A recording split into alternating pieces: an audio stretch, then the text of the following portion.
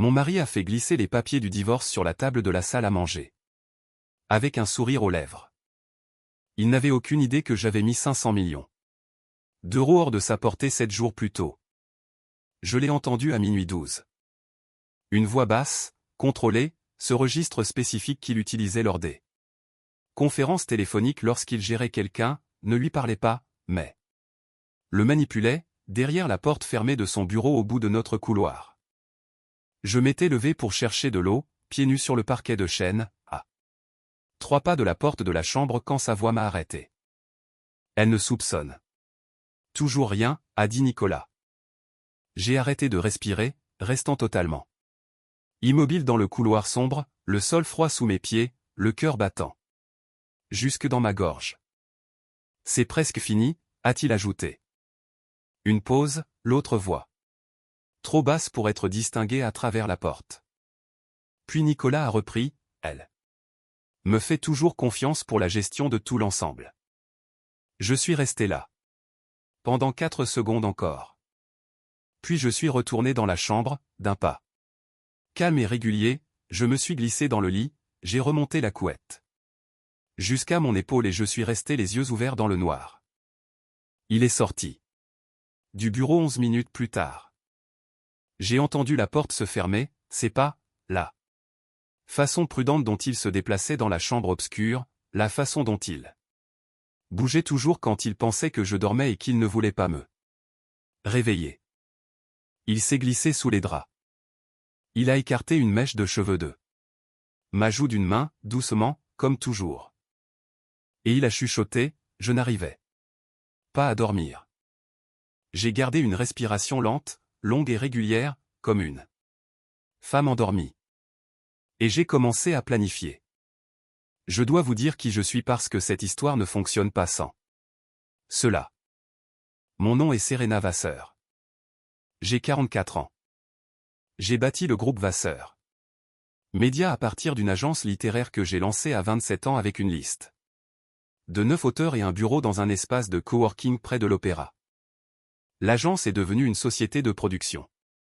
La société de production est devenue un groupe multimédia.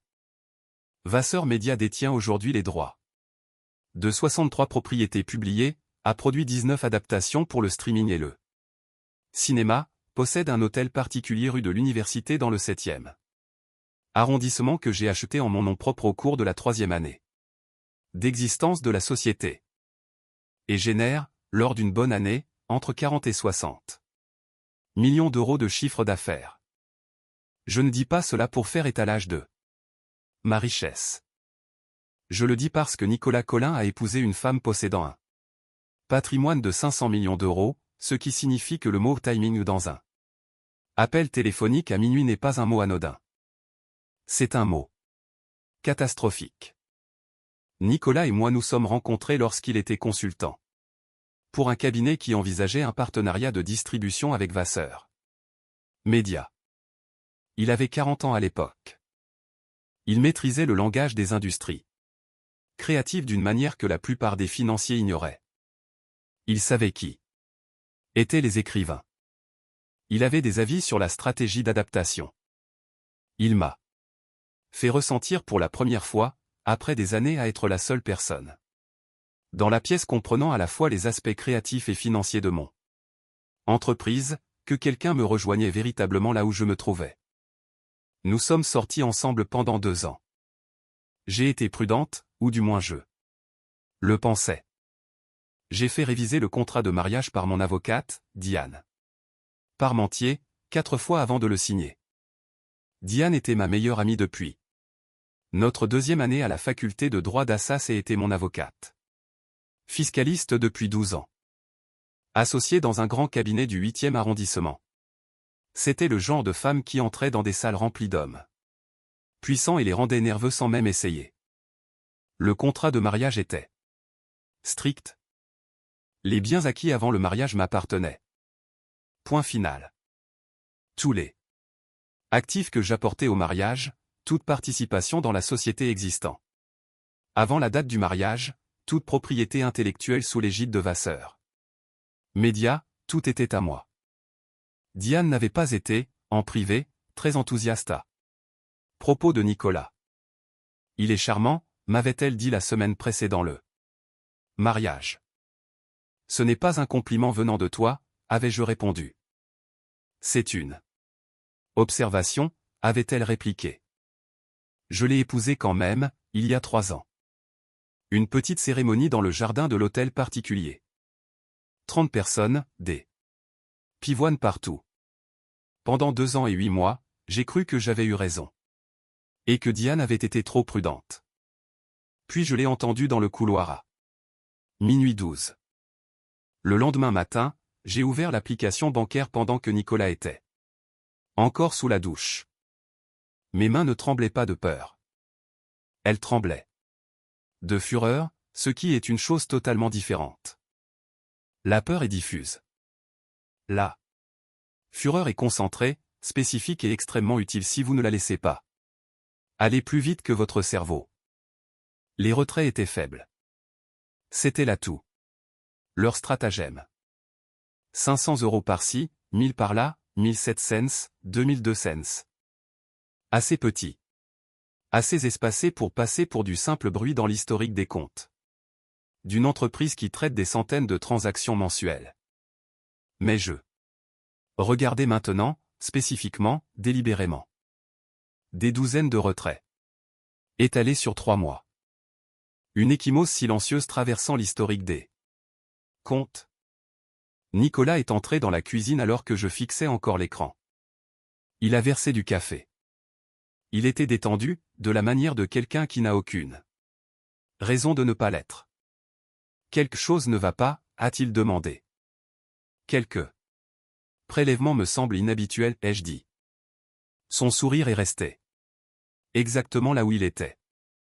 Le même sourire, le sourire de gestionnaire de conférence téléphonique. Oh, cela, a-t-il dit d'un ton désinvolté. Légèrement désolé, ce sont de petits placements d'investissement via les comptes miroirs des filiales. J'ai oublié de t'en parler. Plusieurs dizaines de fois, ai-je ajouté. Ses doigts se sont crispés sur sa tasse de café.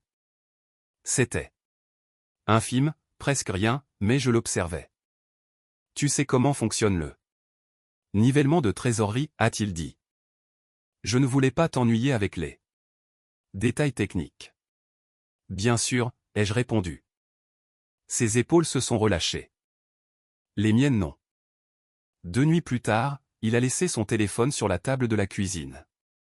J'ai entendu la douche démarrer à l'étage. J'ai regardé le téléphone pendant 60 secondes. Exactement 60. Je les ai comptés. Puis je l'ai pris. Un message non lu d'un numéro sans nom de contact. Juste des chiffres. Envoyez les fichiers. Hélium. Garde-la dans l'ignorance. Presque fini. J'ai fait défiler jusqu'à là. Réponse de Nicolas, envoyée 20 minutes plus tôt. Pas avant que je lui signifie l'acte. Le timing est crucial. J'ai reposé le téléphone. Même angle. Même position. Il avait l'habitude de le laisser face contre table, le coin aligné avec le bord, et je l'ai replacé avec la précision de quelqu'un qui a appris que les détails sont tout. Je suis allé aux toilettes de l'entrée. J'ai fait couler de l'eau froide sur mes poignets jusqu'à ce que je puisse respirer à nouveau à un rythme normal. Pas avant que je lui signifie l'acte. Signifier. Langage. Juridique. Le timing délibéré compte. Il avait dit ces mots exacts à la personne. Au bout de cet appel de minuit. Ce n'était pas une coïncidence. C'était une expression qu'il utilisait avec constance, ce qui signifiait qu'elle avait un sens spécifique dans un plan précis. Un plan qui impliquait des dossiers appelés les fichiers Hélium, me garder dans l'ignorance, et une signification de papier qui était déjà prête et attendait le bon moment. J'ai séché mes mains. Je suis monté à l'étage. Je me suis couché. Je suis resté dans le noir et j'ai construit dans mon esprit le schéma de ce qui devait arriver, dans l'ordre, avec des délais. de la manière dont j'avais construit chaque décision commerciale. Non pas par émotion, mais par architecture. Qu'est-ce qui existe? Qu'est-ce qui est à risque? Qu'est-ce qui peut être déplacé? À quelle vitesse? Par qui? À 7h14 le lendemain matin, j'ai appelé Diane Parmentier. Elle a répondu à la deuxième sonnerie. Pas de bonjour. Dis-moi tout, a-t-elle dit. Elle savait déjà à ma voix que ce n'était pas un appel de routine. Je lui ai raconté la conversation de minuit, les retraits, le message téléphonique. Pas avant que je lui signifie l'acte, les fichiers Helium, quoi que ce soit, le timing crucial.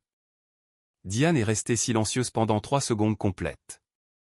3 secondes. C'est long pour Diane Parmentier. À combien s'élève l'exposition, a-t-elle demandé. Près de 500 millions, ai-je répondu. L'hôtel particulier, les flux de redevances, les actifs en fiducie, les parts de la société, les droits d'adaptation de 14 propriétés, les comptes de placement, tout. Elle a expiré une fois, brièvement, de façon contrôlée. Nous n'allons rien cacher, a-t-elle dit. Et je l'ai entendu passer dans le registre qu'elle utilisait lorsqu'elle passait de l'évaluation à l'action. Mais nous allons séparer ce qui est documenté comme t'appartenant, fortifier tes acquis et placer ton patrimoine là où ton mari ne pourra pas le piétiner avec son sourire et un jeu de papier qu'il prépare depuis 3 mois. Pouvons-nous le faire avant qu'il n'agisse? Nous commençons dans 1 heure, a-t-elle dit. Viens au cabinet. Ne t'arrête nulle part ailleurs. Ne prends aucun appel de Nicolas et ne change rien à ton comportement à la maison. Compris? Et Serena, a-t-elle ajouté après une pause. Ne fais confiance à personne dans cette maison jusqu'à ce que ce soit terminé. 72 heures. C'est le temps qu'il a fallu à Diane et son équipe, elle-même, son associé Mark Webb et Lena Sorenson, une spécialiste des successions avec qui Diane travaillait depuis 9 ans, pour construire l'architecture de protection autour de ce qui était à moi. Nous avons déplacé les actifs prémaritaux dans une fiducie protégée dont la documentation prouvait qu'elle préexistait au mariage. Nous avons transféré l'hôtel particulier en propriété directe de la fiducie avec des titres de propriété modifiés. Nous avons révoqué le pouvoir de signature de Nicolas sur les 3 comptes subsidiaires où il avait un accès limité. Nous avons gelé 2 comptes de placement dormants qu'il n'avait pas encore touchés mais qui existaient dans des structures qu'il connaissait. Nous avons modifié les instructions de collecte des redevances sur 11 propriétés afin que les paiements soient acheminés via les comptes principaux de Vasseur Média, plutôt que par les comptes miroirs qu'il vidait discrètement. Nous avons verrouillé chaque porte, chaque fenêtre, chaque canal qu'il connaissait, et 3 qu'il ignorait. Chaque mouvement était légal, documenté par 3 avocats. Déposé là où il devait l'être. Je rentrais chaque soir et je dormais à côté d'eux. Lui. Il a embrassé mon épaule le 2e soir et m'a dit que j'étais tout son univers. Je regardais son reflet dans la fenêtre sombre au-dessus de la tête de Lee, et je gardais ma respiration longue et lente. Le 3e soir, il est rentré avec des plats thaïlandais haut de gamme et une bouteille de Sancerre. Il les a posés sur le comptoir de la cuisine avec l'énergie spécifique d'un homme qui se sent généreux parce qu'il croit qu'il est sur le point de gagner quelque chose. J'ai pensé que nous pourrions passer une soirée tranquille, a-t-il dit. Parfait, ai-je répondu. J'ai versé le vin. J'ai servi la nourriture. Je l'ai écouté parler d'un podcast qu'il suivait, et j'ai répondu au bon moment. Il n'en avait absolument aucune idée. 4 jours après que Diane et son équipe eurent terminé, Nicolas est rentré. Trop élégant pour un mardi. Costume bleu marine, cravate argentée. La mallette. Qu'il ne portait que lorsqu'il se rendait dans un endroit exigeant une mise en scène plutôt que du travail.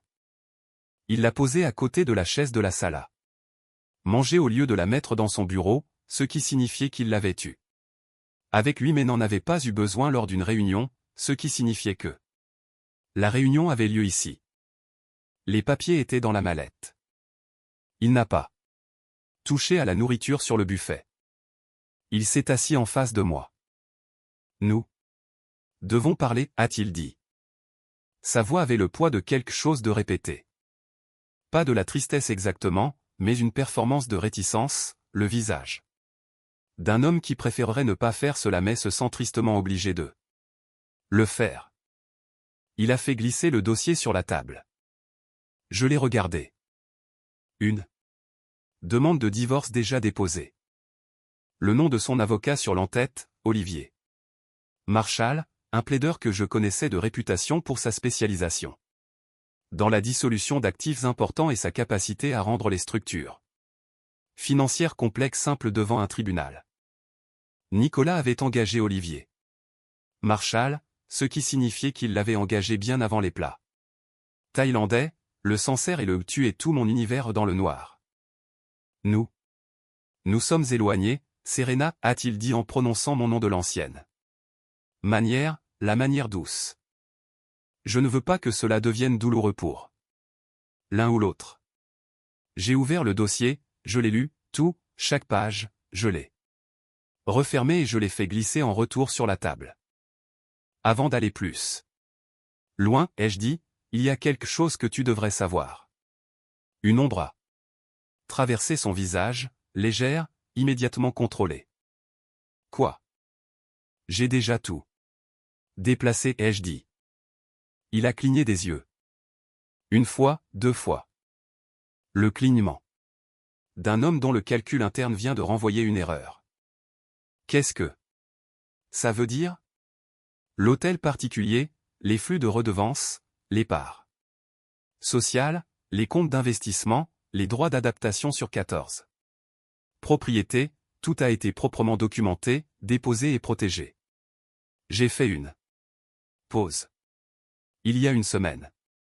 La couleur a quitté son visage. Pas brusquement, mais lentement, comme une lumière baissée par un variateur. Tu ne peux pas faire ça, a-t-il dit. C'est fait. Serena, a-t-il dit à nouveau. Doux, lent.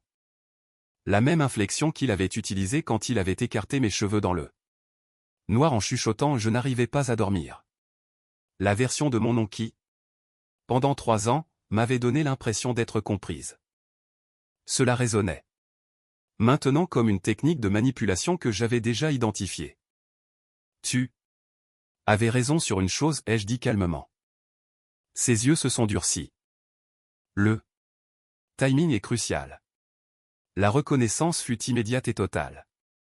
Je l'ai vu traverser son visage. Pas de la culpabilité, pas de regret, pas même de la peur.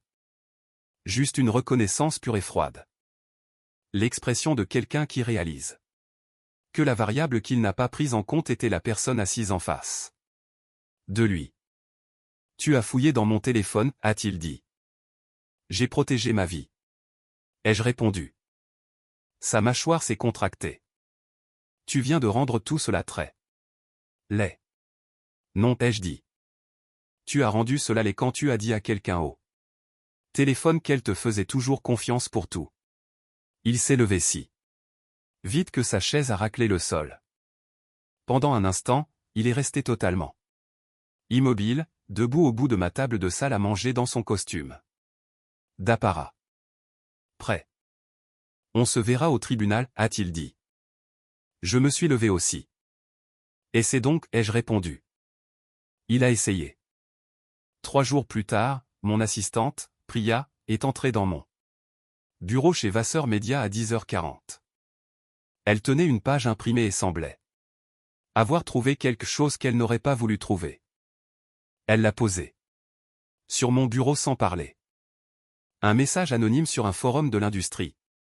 Affaires juridiques et litiges, un site utilisé principalement par les avocats du divertissement et de l'édition. Une fondatrice dissimule des actifs du patrimoine matrimonial en utilisant les comptes miroirs de sa société.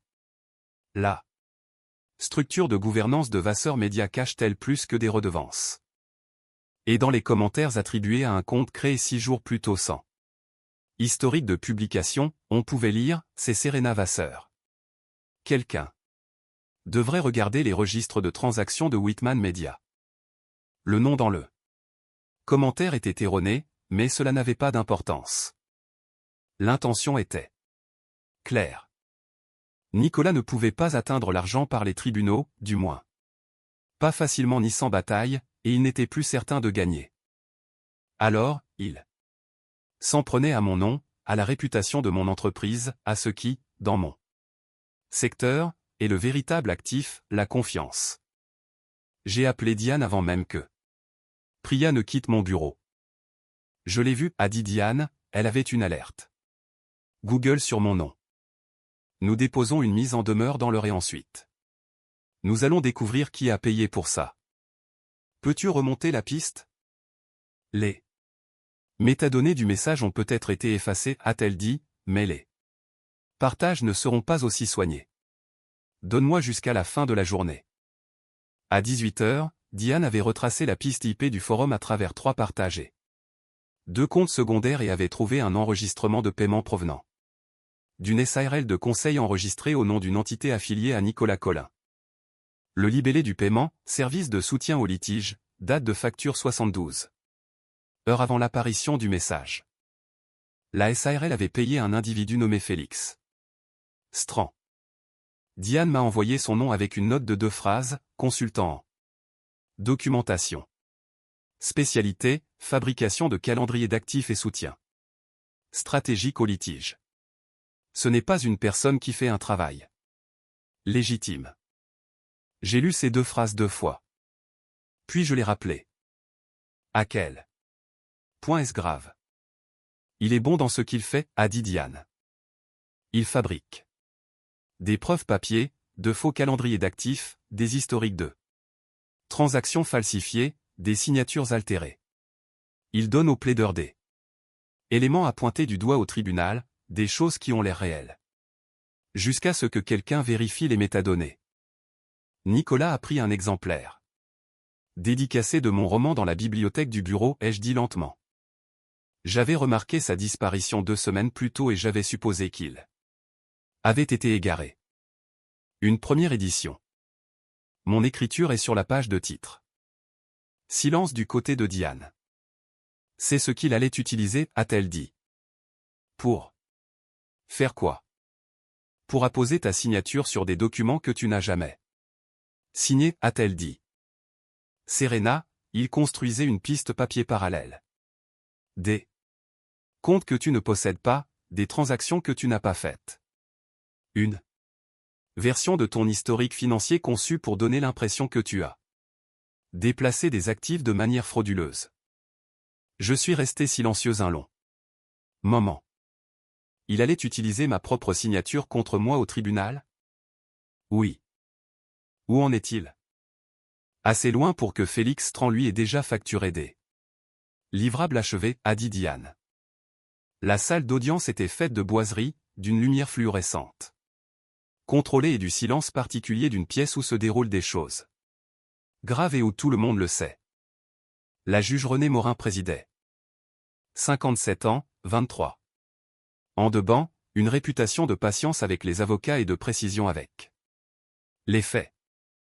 Elle avait examiné les dépôts préliminaires et avait, comme Diane me l'avait dit avant d'entrer, signalé plusieurs incohérences dans la documentation de Nicolas lors de l'examen préalable au procès. Nicolas était assis en face de moi dans son costume de confiance. Olivier Marchal était à ses côtés, composé, prenant des notes. Diane n'a pas une seule fois élevé la voix pendant toute la procédure. Elle a guidé la juge Morin à travers chaque élément de manière méthodique. Le faux calendrier d'actifs, pièce A, le document créé dans le système de Félix Strand 11 jours avant la soumission, horodaté à 2h14 du matin. Un mardi. Les métadonnées montraient que le fichier provenait d'un appareil enregistré à l'adresse de conseil de Strand. Pièce B, les numéros de routage sur l'historique des transactions fabriquées, dont 3 correspondaient à des comptes dans des institutions qui n'utilisaient plus ce format depuis 2019. Pièce C, une comparaison de signatures effectuée par la docteure Viviane Lalo, une experte en Documents médico-légaux avec 18 ans de pratique, qui avait comparé la signature. Sur les documents soumis par Nicolas avec des échantillons vérifiés de ma signature provenant de sources authentifiées. Les conclusions du docteur Lalo. La signature avait été mécaniquement aplatie à partir d'une source manuscrite. Le terme spécifique qu'elle a utilisé était l'artefact de compression, cohérent. Avec une photographie d'une signature manuscrite modifiée numériquement pour être utilisée sur un document d'ordinateur. Il avait pris ma dédicace dans un livre et avait essayé de construire un procès dessus. Diane a ensuite projeté les images de vidéosurveillance d'un hôtel sur l'écran. Le hall de l'hôtel. Whitmore. Nicolas debout dans le hall à 16h22 un mardi, 3 semaines plus tôt. Serrant la main d'un homme en costume gris. L'homme en costume gris était Félix Strand, confirmé par une photo de permis de conduire fournie par l'enquêtrice. Que Diane avait engagé, Caroline Diaz, 15 ans d'expérience dans l'investigation. Privée spécialisée dans la fraude financière. Nicolas a fixé l'écran. Puis il m'a regardé. Toute sa mise en scène avait disparu. Il n'y avait plus que de la colère brute et non traitée. La colère de quelqu'un qui avait construit quelque chose avec soin et qui le voyait se désintégrer en public, incapable de contrôler le moment de l'effondrement. La juge Morin a posé son stylo. Elle a regardé l'avocat de Nicolas, puis Nicolas lui-même. Monsieur Collin, a-t-elle dit de la voix posée d'un juge qui a pris une décision et l'articule précisément. Pour le procès-verbal. Votre documentation financière contient des incohérences. Un terme qu'il m'est difficile d'attribuer à une erreur. Les eurodatages contredisent la chronologie que vous avez présentée.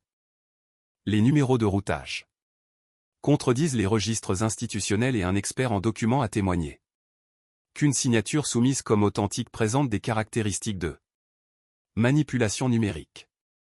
Olivier Marchal s'est levé pour objecter. La juge Morin a levé un doigt. Vous aurez l'occasion de parler, a-t-elle dit. Je n'ai pas fini. Elle a regardé Nicolas directement. La justice est un instrument sérieux. Ce n'est pas un outil pour construire un levier à partir d'éléments qui ne disent pas la vérité. Je ne sais pas ce que vous pensiez faire en adoptant cette stratégie, Monsieur Collin, mais je sais à quoi cela ressemble. D'ici. Elle a reposé son stylo définitivement. Les demandes de Monsieur Collin sont rejetées dans leur intégralité. La documentation de la fiducie de Madame Vasseur est reconnue comme ayant été établie correctement et antérieurement au mariage. Les frais de justice sont accordés à la demanderesse. Les pièces soumises sont transmises au bureau du procureur de la République pour examen d'une éventuelle fraude documentaire. Olivier Marchal a fait une dernière tentative, mais plus personne ne l'écoutait. À l'extérieur de la salle d'audience, dans le couloir de marbre qui sentait la pierre ancienne et le chauffage central, Nicolas s'est approché de moi. Diana. Fais un pas en avant. J'ai légèrement secoué la tête. Laisse-le parler. Il s'est tenu devant moi, son costume semblant soudainement mal ajusté, sa cravate desserrée. La version en cadre supérieur de lui-même était réassemblée mais imparfaitement. Et il a dit, sans sa voix douce, sans sa performance, tu n'étais pas censé être aussi dur. Pas en colère, pas menaçante, juste vide. Et cette phrase m'a dit tout ce que j'avais besoin de savoir sur ces 3 dernières années. Il ne m'avait pas épousé. Il avait épousé une version de moi qu'il avait décidé d'inventer. La femme qui avait bâti un patrimoine de 500 millions d'euros et qui avait ensuite fait confiance à quelqu'un d'autre pour le gérer. La femme qui dormait pendant les appels téléphoniques de minuit. La femme qui voyait des retraits inhabituels et croyait aux explications sur le nivellement de trésorerie.